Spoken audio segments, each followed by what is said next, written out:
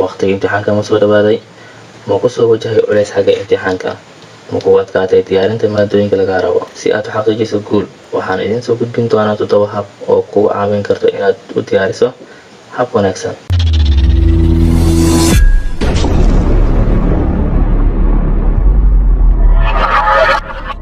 السلام عليكم ورحمة الله وبركاته.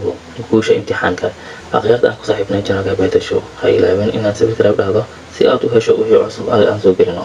Maanta waxaan idin soo gudbin doonaa guusha imtixaanka. Waqtiga imtixaanka ma soo dhawaaday, ma ku soo wajahay culays xagga imtixaanka, ma ku adkaatay diyaarinta maadooyinka laga rabo. guusha imtixaanka iyo helitaanka darajooyin sare.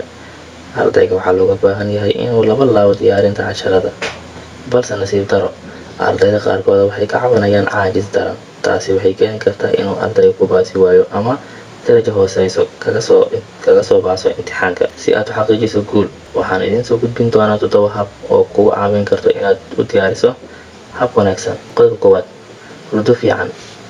Marka aad waqti dheer wax akhriso, jirka waxa uu u baahan yahay inuu hurdo. Diinteena Islaamka iyo khubarada cilmiga waxa ay ku talinayaan qofka inuu helo 8 saacadood oo hurdo ah.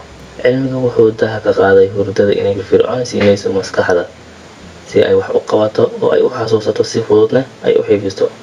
qodobka labaad, aroorta hore wax akhri.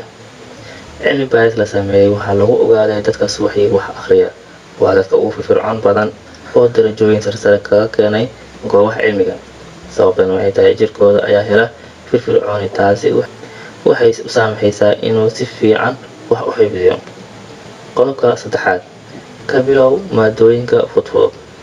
si ay nafsadaadu u dareento raaxo, ka bilow maadooyinka ugu fudud kadib ku xiji maadooyinka adag. qodobka afaraad, akhri hal maado. hal waqti ha akhrin maadooyin badan, taasi waxay keeni kartaa inaad wax xifdin weyso. sidaas darteed waxaa waajib ah inaad ku gaabsato hal maado. markii aad dhammayso, u gudub maadada ku xigta. taasi waxay ku keeni kartaa si fudud inaad u xifdiso. qodobka shanaad, nidaamso waqtigaaga. akhrinta waqtiga aan nidaamsanayn kuma gaarsiinayso guul. habayso waqtigaaga si aad daqiiqadiiba uga miro dhaliso.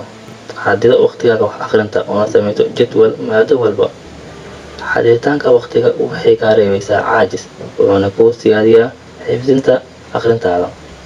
qodobka lixaad, ku dadaal cunista khudaarta si jirka ay ugu suura gasho inuu guto muhiimadaha fikirka, falanqaynta, xifdinta iyo xusuusta.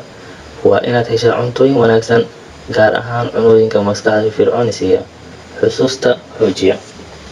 cuntooyinkaasi waxaa ka mid ah toonta, khudaarta, miraha, shukulaatada iyo wixii la mid ah.